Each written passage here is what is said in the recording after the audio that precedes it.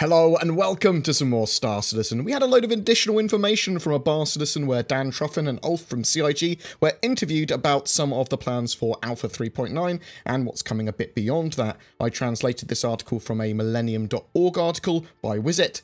Links below to the original for that. Let's start with Dan Truffin, who talked a lot about 3.9 gameplay and plans in more detail. Mining is in a good place in the short term for CIG, but they want to bring in new gameplay and gameplay loops rather than constantly polishing mining more at this stage. So the fracture and extraction gameplay won't see additional work for a while, though I would actually probably expect it to get a little bit of a UI update with the new UI building block stuff, but that's my own personal opinion. There are plans to add mining consumables into 3.9, and they're going to be relatively expensive one-use items that can be added to mining lasers that give you a short-term boost or buff to whatever particular consumable you used is supposed to do. So you get different types of ones. Some can like lower the resistance of a mineable or prevent an explosion. There's quite a few different ones. It's going to add risk mitigation at a cost is the idea here. Risk to reward. If you want to have these just in case, it's probably quite a good idea. And if you want to mine certain things, then maybe these lasers are going to be quite useful based on what setup you are running. It was confirmed that the volatile cargo, or at least one of the volatile cargoes planned for 3.9, is quantum ore, I believe potentially referred to as quantanium. It is a high-value mineral and eventually will be needed by the dynamic economy to create quantum fuel. In fact, players might be able to refine it straight into quantum fuel in some situations. It will be difficult to mine and unstable. It must be brought to a refinery or sales kiosk quickly once extracted, otherwise the cargo will be valueless. Also, the cargo can explode from taking bumps or too much damage. They want to add refining and locating meaningful deposits to the gameplay loops for mining, and they want players to be able to share data and work together to, do these gameplay loops. So in the near future, we're going to have access to refining. That's what it sounds like anyway. That will remove inert materials and low-value ore. Refining will take time, though. I think that Dan was actually referring to sort of like more filtering and jettisoning rather than refining. The way I understand it, that you'd go to like a refining station and you could turn certain ores into a smaller, more usable, more refined quantity of something else. So you take like diamond ore and make diamonds from it, or you know what I mean, sort of like iron ore and make steel from it. That's the sort of thing I would have assumed that refining actually is from an actual outpost or station, whereas just sort of like sorting and filtering is something else. But again, just my opinion on that. They want the ability to share and sell locational data, as well as systems for players to transfer goods and money between each other in-game ASAP. In fact, that's really, really, really important to them. They want to have ships like the Terrapin or Carrack scanning for asteroids and minables, and then selling that info to miners. So that's the sort of all coming together for the same gameplay loops comes in, that you're going to have players finding those minables, then selling the data to another player that will then go to those areas. You might have people coming as escorts. You might have pirates turning up to wreck your day, and then you'd mine, and then you take that back to a refinery based on what ore that is. I'm interested to know, are we going to see ore like the quantanium, the quantum ore? Is that going to be restricted cargo in certain areas? It's dangerous, so why would you want it to be able to be taken to Port Olisar? Something like that. Maybe certain cargo transports or certain materials are going to be restricted even if they're important for the economy. So maybe you have to take it to a particular type of refinery or a particular location, otherwise it could be confiscated or jettisoned or whatever. More on the transfer of goods though, they are working towards getting refueling gameplay in. This is going to require ships to actually be visibly connected together somehow to then transfer the fuel between them. Obviously there's going to be drone to ship transfers of fuel as well separate to that, but Chris wanted apparently ships to be able to connect to each other, so you'd have your Starfarer connecting to another ship and then pumping fuel to it. So you will be able to buy, sell and make fuel as well as rescue ships with fuel. They need special interfaces and for ships to align properly to each other before having this kind of refueling mechanic in game though. There are dangers, new dangers in the stand-in system in 3.9.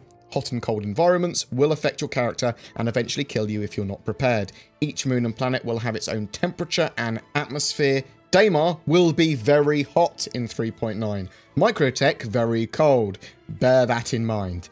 When these environments are dangerous and you have not got the correct gear on, an estimated time before death counter will be shown. You can protect yourself by taking shelter, consuming food and drinks and appropriate other consumables, or wearing appropriate clothing and armor. At least this will help mitigate some of that timer, so you might get a much longer timer if you're fully prepared.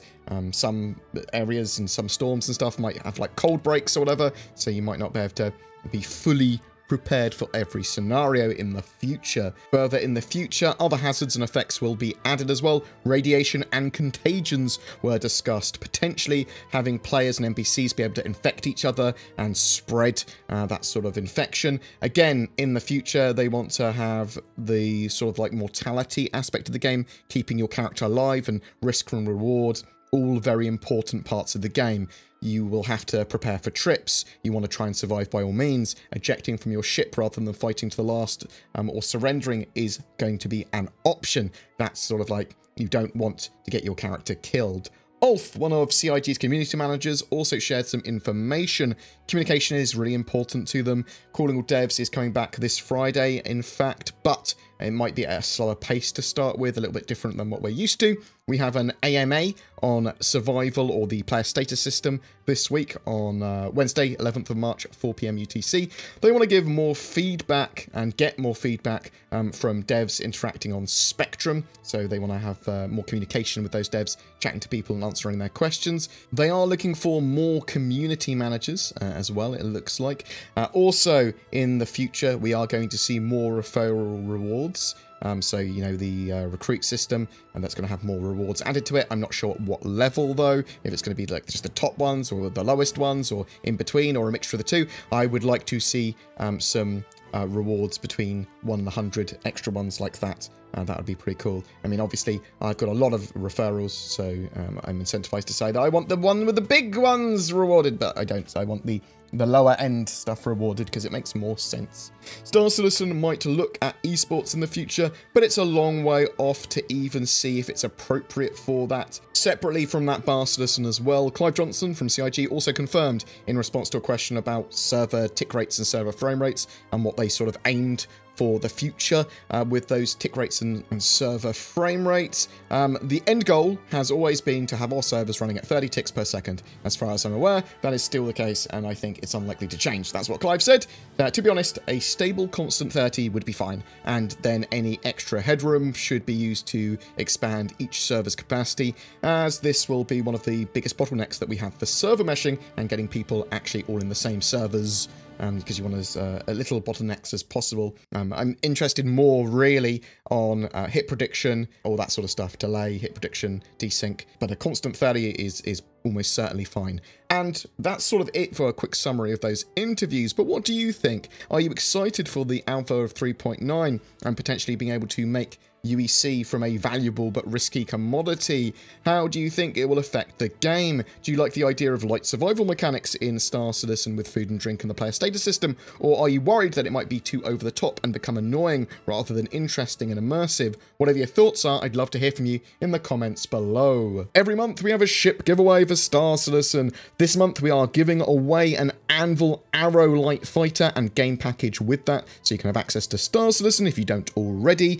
All you got to do to be in for a chance of winning that is comment on any of my videos made during the month of March. There are full details in the description below. I am a shill for a couple of companies, NordVPN and NordPass. If you are looking for a VPN or a password management system, I recommend you check them out. They've got many benefits over free services, and as I'm pretty security conscious, I love those kind of services. Also, there's Shadow. If you are thinking about getting a new gaming rig or upgrading your gaming PC for Star Citizen or whatever, then consider Shadow instead. It is a internet cloud-based subscription service like Stadia, like GeForce Now, but this one gives you access to a full Windows 10 environment which is fully customizable, and that is significantly better in my opinion, allowing you to do a lot more with it. Check out the links below for them or use the code BoredGamer for discount. Also, if you wish to support the channel further, there is Patreon, there's the YouTube join member button down below. That really helps. This is a community supported channel and I